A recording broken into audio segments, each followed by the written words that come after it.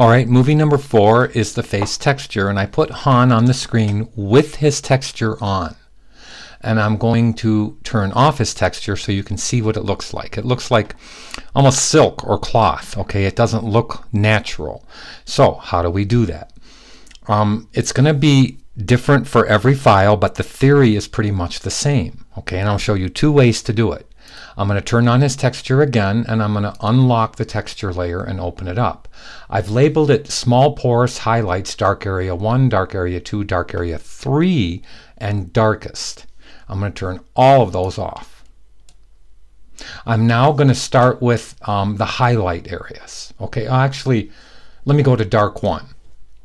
When I look at his clicky copy, and let me turn on the reference layer on this. When I turn on the reference layer, I can see that there's about 3 different or 2 or 3 different versions of dark porous. Then there's a light highlight area or light porous. Then there's a real light or white highlight area or whitish. How do we do this?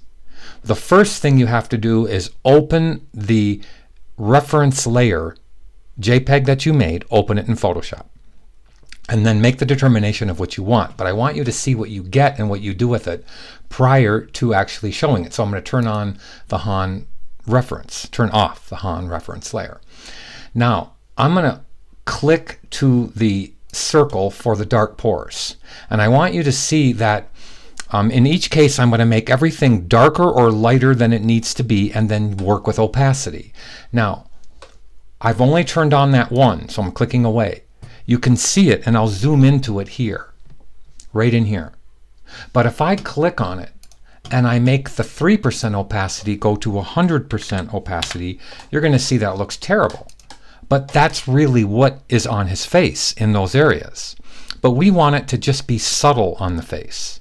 So we go anywhere between 2% and like 5%, somewhere in there, on opacity for the layer. That's why these circles are gray over here, because they have an effect or an appearance on them, in this case an opacity. So how do we get those and know where to put them? And so I'm going to go get a couple of them, and I'm going to do it in 2 ways. Okay, so I'm going to I'm going to click on, I was going to Z back, but I'm not going to, or Command Z back. I'm going to put this back on 3%. Now I'm going to click away from it. Now see how it just blends right in. Now it's never just one layer, so you have to break it up into darks and lights. So I'm going to click to the highlight layer. Now in the highlight layer, that would be way too white, but look at how beautiful that is when I turn on Hans's reference layer. Look at how that looks like it's in the right area. That's actually what I should bring in first, because it's the easiest one. So I'm going to turn it off. I'm sorry. Turn off his reference layer. And now I'm going to click to the circle for it, and I'm going to show you I have it on 10%. I'm going to put it on 100% opacity because I colored it white. It was real simple. Well, that's just a little bit too white, don't you think? But when you actually blend it into the face is when, or you make it transparent on the face, and I'm zooming out so you can see. I don't want to zoom out too far, and don't be surprised if Illustrator does quit and I'll have to reopen it, okay? And it's very difficult to even move a file when this is going on. So I never work with the textures on. I always get them and then turn them off. But back to clicking on it, and I'm going to put it back on 10%. Now, when I click away from it, look at how beautiful that looks, okay? Now, how did we get it in the first place? So I'm going to close it. I'm going to not close it. I'm going to turn off the highlight layer. I'm going to re-get the highlight layer. So let's go into Photoshop. So let me go click on the Photoshop file, which I have ready. I have the same file, which you can see that I've opened, and I have a lot of layers. You will only have one. You will have one layer. So there is the same thing that Han was made up on. Now, for those of you that have had me in Photoshop, and for those of you that haven't, please listen, and if you have to replay this, that's good. But we're going to use color range to grab those values. Now, color range works like this. It works a little bit differently on CS6 and earlier, or on CC, Adobe CC, and later. And I'll quickly explain the difference, but I've got to get right into it. Color range works by you identifying an area. So I'm going to click off this layer because I kept it on very, very light, as you can see, because I created a path. I used a pen tool and I created a path. Now you can see the path, and if I back off on it and hit the P key for the pen tool and marquee this, you can see that I drew a path around the area that I want to get the texture in. And I have to concentrate on an area. So how do you play this game? I will show you. So I'm going to make a selection by Command or Control clicking my path. It's now turned into, and let me turn off the bottom layer, and I'll show you that it's turned into just a selection.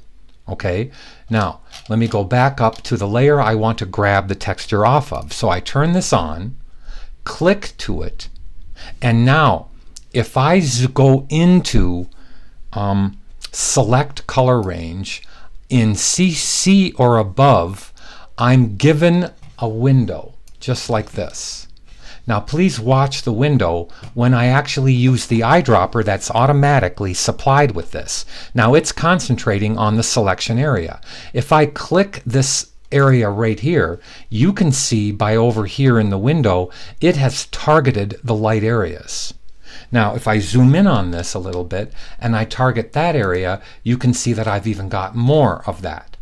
So now I'm going to zoom or minimize the concentration, and do you see over here how I made it 62 just by moving the fuzziness slider? That means that if I grab an area, it's going to look plus and minus to different colors. The closer it gets to 0, the more exact it's only going to find that color.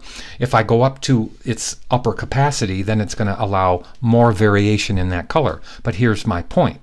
Watch how I can click OK on this, and now I've let Photoshop grab those areas. Now watch what I do. I'm going to go to the path palette and I'm going to turn that path right there into a work path. So I'm going to make it into vector.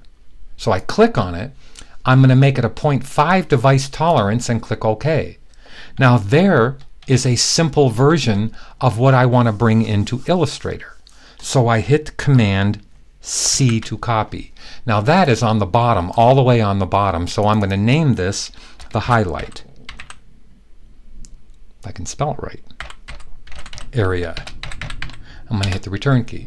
Again, I hit Command C. Now I'm going to leave Photoshop open and I'm going to go back into Illustrator. It really is this simple. Now I'm going to hit Command V to paste. Now, before I do that, I forgot to tell you something about if you have CS6 or earlier. So before I go on to the next grab, I'll explain that in a second. Okay, so I'm sorry.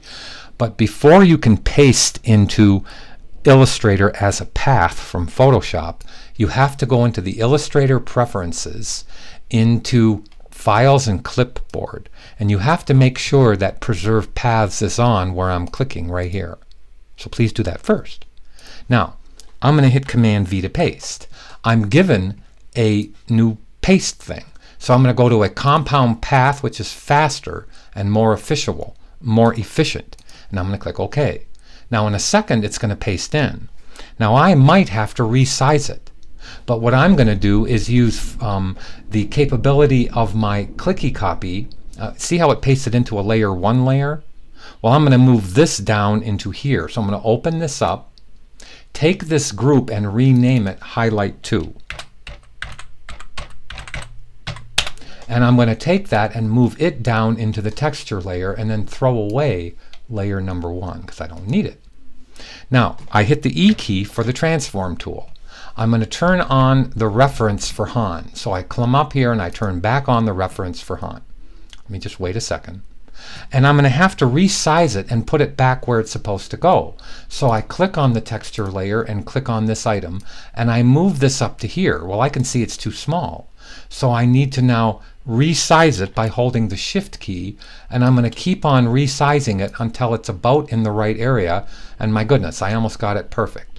So that's almost exactly where it goes. That was lucky. That was like the first one. Okay, now all I do is fill it with a bright value, in this case white.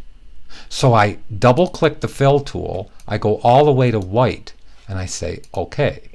Now I see that it is there. I'm getting rid of this color palette. I don't need it right now. Now I'm going to turn off Han's layer. Let it turn off for a second. Now I have it big and white. Now would you please tell me what I'm supposed to do with it? Answer. Put it on anything between 2 and 10, depending on what you want. I'll try 6. And I'll click away from it, and there's his texture. His texture's all back, and now it's actually 2. I need it to go higher, so I'll put it on 10. And now I can see that, and now it's made a real difference. Okay, now let's go grab a dark pore. I'll grab the medium dark pores on his face. So I'm turning this off. I'm going to show you the dark pores on his face. Click to that selection, and I want to grab, let me make sure which ones I want to grab first. Let's go to the dark one. Okay, those are good. Let me turn off 2 and 3. I want to grab all the pores that are the medium value pores. Okay, so I want to click away. I'm going to click back to Photoshop. I'm going to now command click this path to turn it off. I'm going to go back to the selection that I made, and I have a lot of these selections up here, but I have to go back to the selection that identifies his face. So I make a selection of it. Now I'm going to enter color range. Now, if you have CS6, this is how you have to do it. I'm going to zoom in. If I wanted these pores right here, I better do something before I enter. Okay? So I don't mean to explain this to you, but I'm going to explain this to you. I want to take a copy of this and up the contrast of this, because these pores are not real contrasted. All right, meaning if I go after this color pore right here, I want to make it more than that. I want to make it a bigger difference between what's there in the dark and what's there in the light. So I'm going to hit Command J, and I'm going to make a quick copy paste of this area. Now this is what I'm going to grab from. Okay, so I have to make it a selection again. I'm sorry, but I have to Command click and make it a selection again. Hit Command L, and I'm going to raise up the contrast of this so there's a bigger differentiation in the pores. I'm not talking about the color, I'm talking about the color change in the pores. Now let's go here and grab this dark color pore right here. In CS6, you would use the traditional eyedropper and eyedrop out that color pore right there. Now look, the foreground color changed to that. You would then go to select color range, and it would already appear right here. But what I'm going to cancel it, because what I want to do is enter color range and use the eyedropper in CC that's supplied to you when you enter color range. Now let me click on this pore right here, and now can you see what's in the light over here? By me clicking this dark pore, look what it got. It got all the dark pores that were in that area. I'm going to click OK. Now it got all those dark pores that are right underneath here. That's where I'm going to put them back. So what do? I go to here and make a work path in the path palette, a 0.5 device tolerance. I go down here and I name this dark pores. And I'll say dark pores 1 because I know I need a couple. I hit Command C. I simply go into Illustrator and hit Command V to paste. Now, Command V, compound path faster, click OK. Hit the E key, transform it bigger so it fits your area again. Do some maneuvering to put it in that area again. Let me zoom back out a little bit. Okay, now let's hold the Shift key and put it back here. I'm just about where it needs to be. Let's move up with it. And it's just about, oh, I'm too big. I think I'm too big. Now, if you want to check, just go back into Photoshop real quick. Check where it is. Okay, see how it's along the edge of his nose and it's highlighting his eyes right across this area right here. I'll turn this on so we can see it. So it's pretty much framing his nose. I'll use that as my framing device. So let's click here. Gosh, I'm really close. I have to move in and put it where it's supposed to go. I think that's pretty good. I might have it too. No, I'm pretty good. That's real good. That's real good. I think it needs to move just a little bit over, and I am good right. I do think I'm too big. All right, let me just make it go a little smaller. Hold the shift key, go a little smaller, put it in this area. Okay, that's fine, actually. Let's, if I turn on Han right here, let me see if that helps me put it in that area. Give it a second. And I'm pretty good, so I'm going to turn off Han. Now, same thing has to occur. It pasted in layer 1. So I'm going to click to it, double click it, call it dark pore 2, dark pore 1.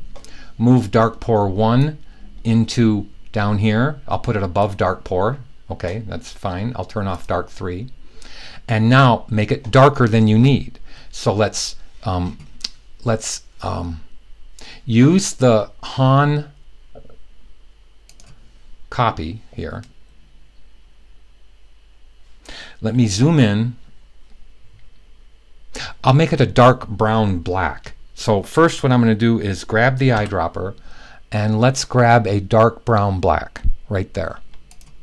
Now let me double click this and make it a little bit more red than that, and a little bit more tone of there. That's perfect. That is real good right there.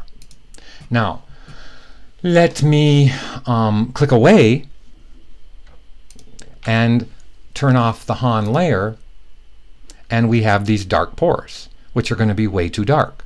Now all I have to do is go in and do what? Click on them, put this down to about a 3% opacity, click away, and those dark pores are now working. I now have dark pores over here. See how they've come through here, they've come through here, and now we have them in a pretty good area. Now I'm going to give his overall face a fill of a medium dark brown pore. So this is now the second way you can do it. So I'm going to go into Photoshop. You have to be patient with this. Let's command click on this. Okay, so let me turn this off, and let me now go fill up his face area with pores. So I'm going to grab that face area again without getting in his eyes and without getting anywhere else. Let me go back to his face area, which is where, Mr. Sorio? Right there. And I'm going to hit an M key, and I'm going to make a brand new layer. I'm going to make a layer that is big enough, and I'm going to fill it with black. So I'm going to go like this and fill it, Option Delete, with black. Now I'm going to take that and I'm going to add a speckle to it. So I'm going to take this and go to Filter, Pixelate, Mezzotint. Now I'm going to go to Coarse Dots. I'm going to click OK. Now I have a number of pores there which I should make bigger. I wanted that slightly bigger. So I'm going to hold the Shift key, hit Command T, and just fill this up over his face. Now I'm going to use this for both the dark and the light pores. So I'm going to duplicate it. I'm now going to take it and hit Command I to invert that. And there are the dark pores that I'm going to put on his face. Now how do I get that into Illustrator? Well, I don't want them here. I want them where this is. This being his face. So I command click this selection for his face. Let me turn this off for a second. And you can see where I have the selection right here. I turn it on. I turn this on. I click to it and I hit Command J. Now I turn this off. Now do you see how I have these pores filling up this area? So I'm going to ask the magic wand, which is the W key, to zoom in.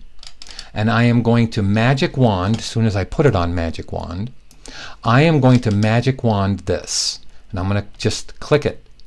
Now, if contiguous is on, it only grabbed this one. Let me turn it off and show you. See how it only grabbed that one right there, right here? If contiguous is off, it'll grab all of them. So now I have grabbed all of them. I can turn it off. Now I have all of those really cool pores. See them? Do you see them?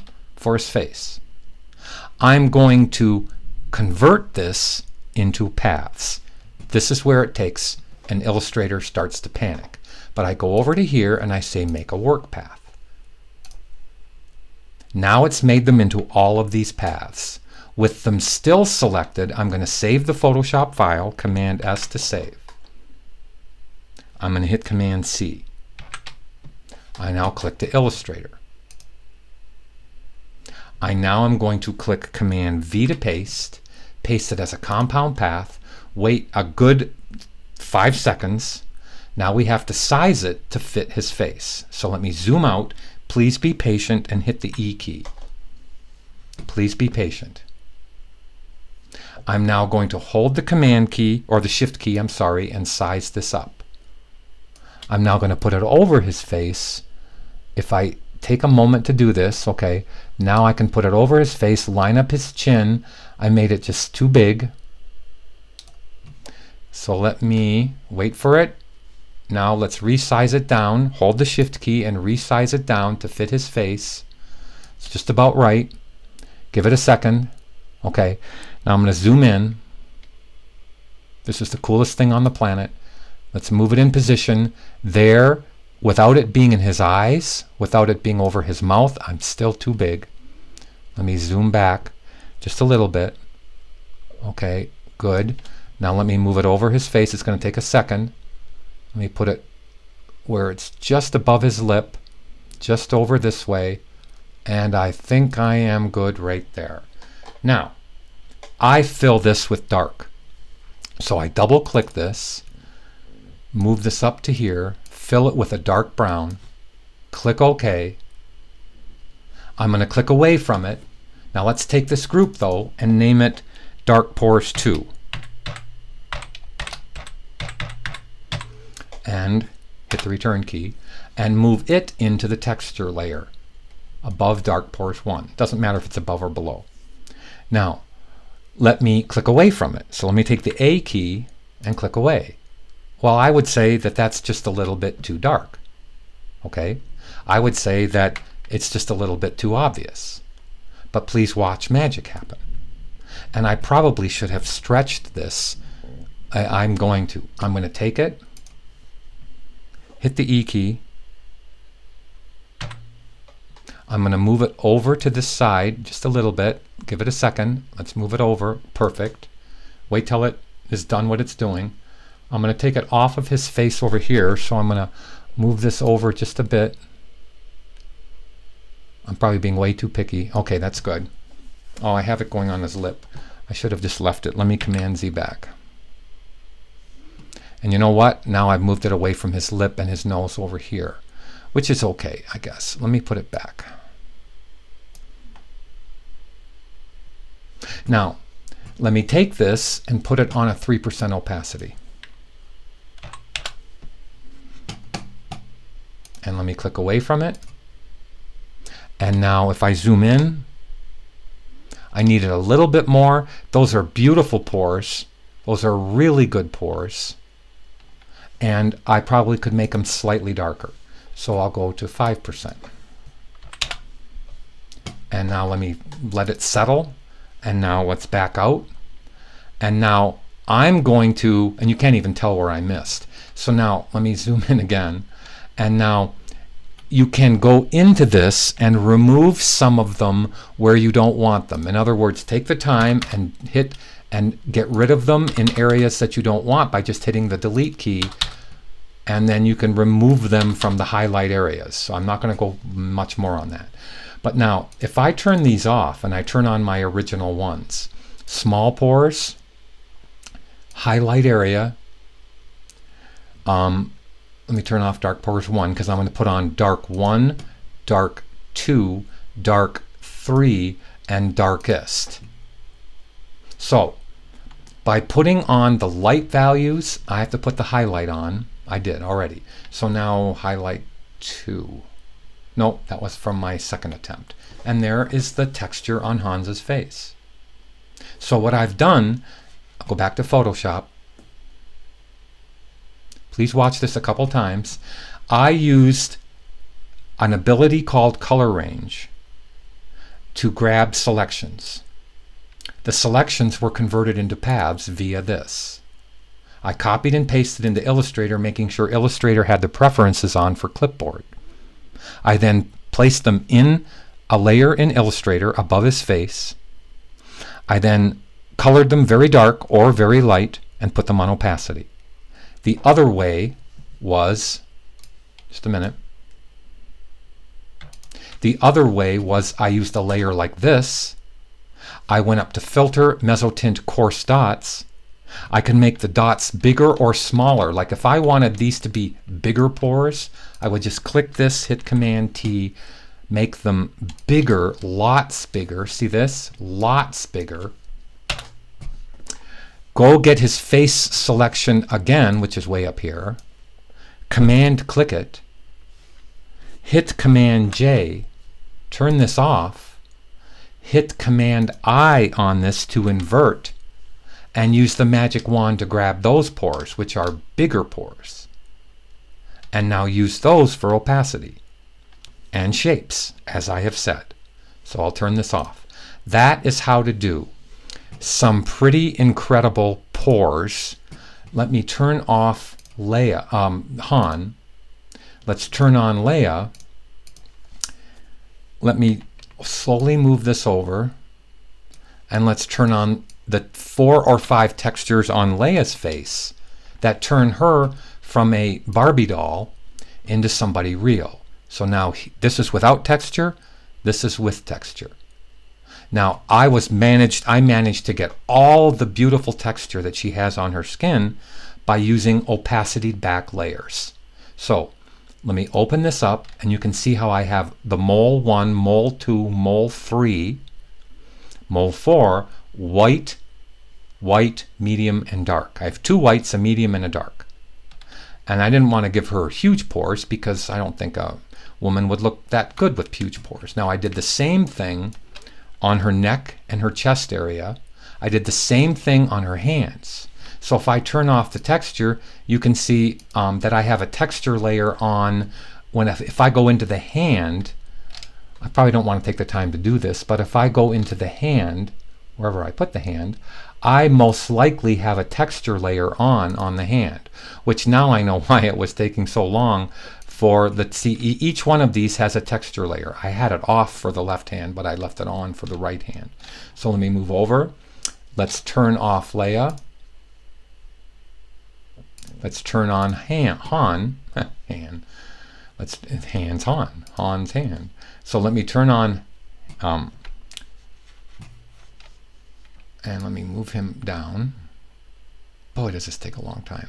And it's taking a long time to move because I silly-like left on the texture. So if I go into Han, I can turn off the texture and it'll zoom in much faster. Let me just zoom it into the neck area. It's going to take a second. And you can see how I used the same theory to grab those lines around the neck. And I even have that as a neck texture.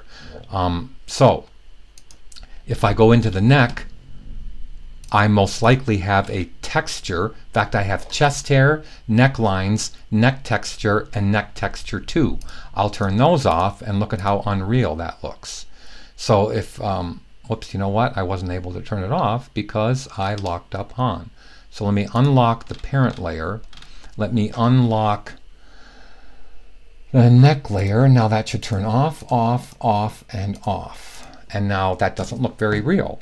That looks way too silky. So if I turn on the texture layer, that's the secret to making really good meshing. Okay, especially when you deal with realism in faces and hands and chest. So I'm going to make another movie for the hair. So this will be movie number 5. This is movie number 4.